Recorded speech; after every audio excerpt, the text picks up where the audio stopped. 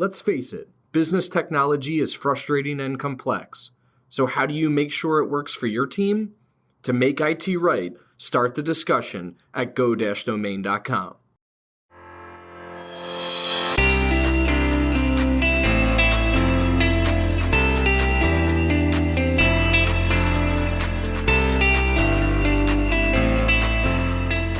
You're listening to Discussions by Domain, a podcast for business leaders. Our discussions may be with people you've probably heard of before, but the majority of our guests are in the trenches, professionals like you and I, with the same challenges and struggles of keeping up in the Northeast. They're implementing strategies, overcoming hurdles. They're leading the fastest growing businesses in our region. My name is Anthony DeGraw, Director of Partnerships at Domain Computer Services, and the host of this show. When I'm not talking with business leaders, you'll hear stories from behind the scenes of Domain and the ups and downs of our own growth journey, as we intend to take over the world. Just kidding. Well, maybe. Let's get into the show. So welcome to another episode of Discussions by Domain. Today we're going to do a little something different where Adel, Kevin, and myself are going to riff on a topic that we think is very important for businesses to understand, and somewhat of the transformation that we've done over the last year and a half on how we attack social media, branding, advertising, all of these different these topics, marketing as well. So I'll just jump right into it. I was having a conversation, Kevin and I had like 4 meetings yesterday, and we were having a conversation. My last meeting of the day was actually with my uncle who runs his own accounting practice. And the conversation came up around social media and what should I be doing? How should I be doing it? And we typically have these conversations with medical associates and stuff like that. And it's always the same, like in my eyes, from what they want is they know they need to be pushing stuff out. They see companies pushing stuff out, and that's like what they want to duplicate. They feel like they need to be doing it. And my message to him was like, I understand that, but I think with everybody doing it now, so like all these organizations focusing on this stuff, everybody doing this stuff, it's like it's just becoming noise and noise and noise. And whether it's paid advertising or organic, like I'm just posting an article, it gets so lost. And I was telling him, like, the way I look at all of this stuff now is that what I would really suggest you do is look at your brand. And what is the brand? And for him, it's him, right? He is the brand of the business, solopreneur. He has his clients, he has his audience, he has his target market, and they love him. And I think there's a lot of companies out there that have that established client base already. And they're like, what they want more of, I think what more people want is like this human to human relationship of like, I want to connect with you as a brand. It could be you as an individual. In Domain's perspective, it's an entire 43-person company. And like, how do we get to know you better? And the way we approach it, Adele and I especially over the last year and a half, is like, you know, we need to talk about who we are. What are our personalities? What are the personalities of the clients that we want to attract? What is our culture like? How do we get involved in the community? These are things that, like, in today's commoditized world, I think truly change things. And when I was mentioning this to him, I was like, so I don't think it's so much of like posting every single day, just some fluff that nobody's going to connect with. I was like, what they really want is a video of you talking about what you do, what's going on in your business, what are you trying to develop? So I wanted to get you two together because I know we have these conversations all the time, and just kind of get your thoughts and ideas on like, we've all had these conversations, and like, it was just something that like struck me, and I was like, we need to talk about this. I think the other part of it too is the power of the social media now in all of that noise is to find the right audience. And that it's so easy now to be able to, for your uncle to hone in on who he should be talking to so that he doesn't get lost in the noise, because his message can be so targeted towards the people that he wants to reach that he can feel like he's speaking right to them without having to spend you don't have to spend tons of money, and you don't have to spend tons of time if you can find the right audience and really talk, like your branding really talks to them. And then it's not all of this wasted effort of trying to appeal to everyone or trying to be heard above the noise. You just have to find the right people to talk to them. And that's possible now. It's not just a billboard. It's not a TV ad. Yeah. It's, right there on your Facebook news feed. If you do it smart, you can really hit people without having to be a part of the noise even. Mm-hmm. Yeah, I 100% agree. And I just think you're just so much more authentic when it's that. And like, it just goes so much further. Yeah, it just goes against everyone's, the natural inclination of every business owner is that you want to appeal to everyone because you don't ever want to alienate people or risk losing business or, miss out on opportunity, right? But in today's day and age, you have to pick your market and stick to it because otherwise you're just not going to get anybody. You're just going to get lost in that noise. Right. Yeah. No, that same message. I was talking to Anthony this morning about it, but everybody knows they have to post a lot of content, right? And it's, that's very obvious, but it's part of kind of a bigger conversation. And the very start of that is, what are our business goals? What's our purpose as a business? And then from there, you have to build out, does all this content we create, whatever, wherever it's going to whoever, does that align with our business goals? Does that align with our purpose? Does it say, what we needed to say about us? And once you have all those down, which I think we do a really good job of, then you have to worry about scaling it. What are the policies we have in place? Who's going to be able to post? What are we going to do if something happens? So I find like the whole process very interesting, be able to hit all of those points. Yeah. And I think getting to the next point, as you get above just yourself as the employee, right, it becomes to your points here. And you learned a little bit about this through the HubSpot program is who within the organization. And there's companies out there that we are following, HubSpot being one of them, Drift Conversational Marketing being another one, where Drift has just gone the complete opposite way, where it's every employee within the organization has the platform now. They have the platform. And I think we were talking about this a little bit where I was like, if you've been with me for 3 months, I know you have the common sense to go out and produce content. And I'm not going to be scared of what it actually is. Right. And it's circling back to that trust of, who's on my team? Are they the right fit? But then giving them the platform to say, here you go. Yeah, I need your help. You just broadened your audience by another, certain set of exactly. people. Right. And what I also mentioned was like, who is better? And this is what HubSpot mentions also, but who is better to talk about your brand than the people that work in it? You know what I mean? That content that those people are creating are what you really are. That's your culture. That's your message. Assuming, you have the people on staff that align with that message, which you do in the hiring process. That's what you look for, right? Well, that's a certain maturity of business. Exactly. To be able to look for that Exactly. kind of stuff. Yeah. And also your training process, Mhm. because after 3 months, if you truly do understand who the business is, then your training is good. Yeah. Yeah. Right.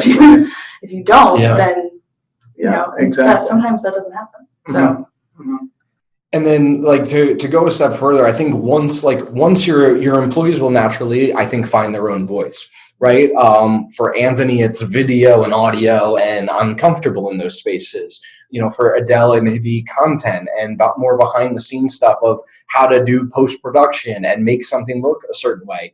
For Nia, it's video and getting the content out there. For Kevin, it could be very similar to me. It could be completely different, but each one of us is going to have our own unique voices, and that's just going to show the full picture of the organization, personality. Like, who are these people? Mhm. I truly think that's the only way you're going to stand out and going forward. Which So- it will be. Yeah. It will get. You have to think about it, social media is so new, Mhm. right? So for our generation, that will get easier, right? It will become second nature, like email, Right. Yeah. where that's just another way how you communicate about your life and what's going on and who you are. Mhm. But right now we're in this transition where you have folks who are suspicious of it and don't trust it or worried about it, and all of those kinds of things. And eventually that will all change because there'll be the new thing that everybody's suspicious about, and will just be a fact. Yeah. Right. It's funny you mentioned that. I was seeing from one of our center of influence companies, somebody that we partner with, right, to work on deals. I was seeing they had a presentation in their office to all their employees about privacy on these social platforms.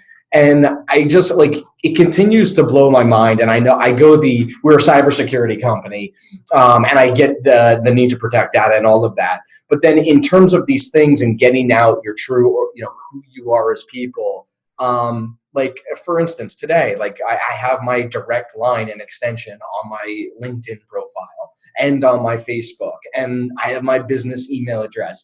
And I'm not trying to hide anything. Like, this is who I am. Like, the information's already out there. Yeah, it's just Like, makes it easier. whether you think it's there or not, it's there. Yeah. And like, it just makes me more accessible. I was able to schedule 2 meetings through somebody saying, is your phone number still this? Is your email address still this? And I'm just like, yes, it is. Well, yeah, that gets back to it's the age of convenience, right? Yeah. Any hurdle that anybody hits at all to contact you is going to prevent them from contacting you, Right. because there's somebody else who does have their phone number or email out there. Yeah. So if you want people want the easiest possible thing. Yeah. If you're too close to the chest, if you're too private, then they're not gonna. Yeah. They're not gonna move Kevin, why don't you talk on, because you're now, I think, 3 months into like kind of coming over to the sales and marketing side of the organization. But yeah, I'd love to hear your thoughts on like coming on over and from the account management side to our side, and now truly seeing the everyday of the social media and getting things out there and creating content. Like, what are the positives of it? What have you seen that's going well? What are some things that are like, that we could be doing better here and here? Right. I think for me, the most mind-blowing part of all of this is that, you see things going out every other day or whenever it is, but you don't know all the work that goes in behind it, and you don't know that the message is so clear from the top, from the top of the organization to the bottom, to when that content goes out, that it's all the same message, and the work that goes into that, formulating that message, figuring out who you're talking to, what you're going to give to them that day. It might not be about you. It should, sometimes it shouldn't be about you. Yeah. And that's what I've probably found the most interesting. I feel like we're ahead of the curve when it talking about things like that, because we understand these things. And I think that's a big part of why I wanted to move over to this, department. As far as challenges, I mean, it's kind of early for me to kind of know what those are, but of course it's just narrowing down even more. That client persona is going to change, that buyer persona is going to change over time. So you got to kind of adapt with that. I think that's probably the biggest challenge. Yeah, keeping the pulse. Yeah, exactly. Yeah. Or how to reevaluate that, Mm-hmm. And not also be like just shifting with the wind because Yeah, exactly. you feel like it, or exactly. this is the new hot thing today. Exact trends, not just following trends, right? Yeah. So I'd like to switch back over to Adel, who's in charge of this entire circus that we got going on over here and has to rein me in. But from your perspective, what have you seen in terms of you could go the data route with us. You could go just the overall feel, your gut feel, but like, what is the overall opinion over the last year on where we are and this whole like branding versus just pushing stuff? Yeah. Well, I mean, I take what Kevin says, and I think it's not based on what he just said. It sounds like we got it. Yeah. Which that says a lot, because I don't always feel like we've got it. But I think that, it comes back to that, the strong messaging coming from all directions, not just the top. Yeah. But that there is, compared to most businesses, Domain has a very clear sense of who they are. And while that even in the last year, that has, honed in even more as we've kind of, had more conversations and continue to develop the branding and the messaging and who we want to talk to and what we want to talk about. But that at the core of that is that Domain does know who they are, and that makes it very easy to drive the vision then for all of these pieces.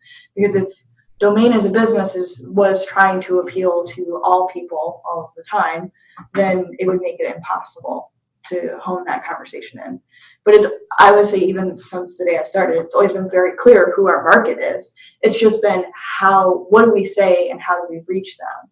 That's been the struggle, and where do we reach them? Mm-hmm. Yeah. And I think that over the last 6 months, the data really shows that we are finding them. We've found the right market, and we've found the right place to talk to them, and we're getting the right message out there. It's starting to really resonate with people. Yeah, I agree with everything. So to finalize this, I would like to really give people actionable tips that they can actually take and go implement. And I think the number one thing that you both said, Kevin and Adel said, is that it all starts with either the buyer persona or who's your target market, right? Those two kind of go hand in hand, just looking at it from different angles. But who is that? Who are those people? And what do they want to hear about? And what is the message to them? What resonates with them? And then from there, go on. So in terms of that, where's the best place to start? And maybe we can link to a couple pieces that have helped us along the way. Maybe you want to give a little shout out to Story Brand. They've definitely helped us along the way as well. But just like maybe a quick actionable tip on that piece of it. And then maybe we'll go one step further and give them one more. Like once you figure this out, this is where to go next. I would say it's easy. A lot of times it's easy for a business owner to say, this is my demographic, right? It's easy to pinpoint the age group, the industry that they're in, and possibly like their point of need, like their pain point or what service they're looking for. But to take it a step further and to talk about the personality in the room. So, and that I think we found the best success with, besides our clients that we know and love, and we want to replicate that, is the conversations that you're having at the sales meetings of the people that you want to be talking with, people that the conversation is easy to have with, that the sale goes really smoothly. Like those people, who are those people? What's their personality like? How do they interact in the room? What do they want to hear about? What do their eyes light up about? Yeah. So trying to find that qualitative data to back up the, just the straight facts of like, the lawyers in the room. Yeah, exactly. So real quick on that, because Kev, I want you to touch on this because you've added some value here. So definitely analyzing who you're talking to of new prospects, and hopefully new prospects are coming through the door, reaching out to you for potential services. So that's definitely one of like, where have conversations gone well? Where is our process gone really smoothly? Everything makes sense. Nobody's selling anybody because it's just a really good fit. But Kevin added some insight to it, both Adel and I, when he was dealing with all of our clients and giving us the insights onto what are the personalities of the actual clients that we have on board for 8, 10, 15 years now. So how did you approach that? Yeah, I mean, it's all about understanding the clients you have, right? You got to kind of appreciate that you have those clients, and you got to understand that, there's a bunch of different personalities to account for and understand. So when you kind of put yourself in their shoes, what they like, what they appreciate, and if you know what they appreciate, then on the sales side, kind of what to look for, you know what I mean? Yeah. And how to talk to them. Exactly. And how they want to be, approached. So I found that really helpful. But yeah, it all comes back to, understanding your clients. And you only do that with attention, and you have to care. You can't fake it. And 100%. Stress about it. Yeah. I mean, pick up the phone and call them and ask them, Yeah, what are we doing? Don't be afraid. Don't be afraid. What are we doing right? What are we doing wrong? Why do you use us? You've used us for 10 years. There's 1,000 providers out there. Why do you continue to use us? Get that and then post it on your wall. Put it on a freaking whiteboard. I swear. I mean, you really resonate with that. Make sure you're doing it, right? Always. Yeah. Make sure you're sticking to the reason they like you. And I think that gets back to business owners always want to appeal to the masses. And don't be it. Instead, think of it the other way. Appeal to the people that you really want. Yeah. And then if you get somebody else, okay, that's fine. But talk to the people that you really want. And then everybody else is just icing on the cake. Yeah, right. But the people that you really want, then you're going to actually have clients you like working with, that you enjoy, that are going to pay you what you should be paid, all of those kinds of things, instead of scrapping together all these pieces of trying to make business out of it. Yeah. Mm-hmm. All right. So in the final minute here, let's touch on the next layer below that. So once you've gotten target market, customer personas, personalities, understanding why your clients are currently using you, understanding the conversations on the sales side that are going well, where would you go next? I think that's where Story Brand comes in. Okay. That this company really puts together how, once you've identified who the hero of your story is, your client, your customer, this brand really helps you walk through, how do I write a story that appeals to them? How do I put myself in their shoes and come up with a simple message that can talk to them. So that's the next step, is once you know who you're talking to, then how do you talk to them? And it needs to be so simple, so clear. It's not very, it's not a complex package. You're not talking about everything that you do. It's that story of how do you get people to start listening to you? And that's what's going to set you apart. Yeah. Kev, what are your thoughts on story brand? Yeah, I think it's super helpful in finding your voice as a company. It makes it very clear and simple in the way, the message you want to, it all comes back to the message, right? So if you got that message, everything else you kind of build off that message. So yeah, I think it's been super helpful in that way. Yeah, and because you have to remember that all you want to do is start the conversation. That's what we talked about. You just want to start it.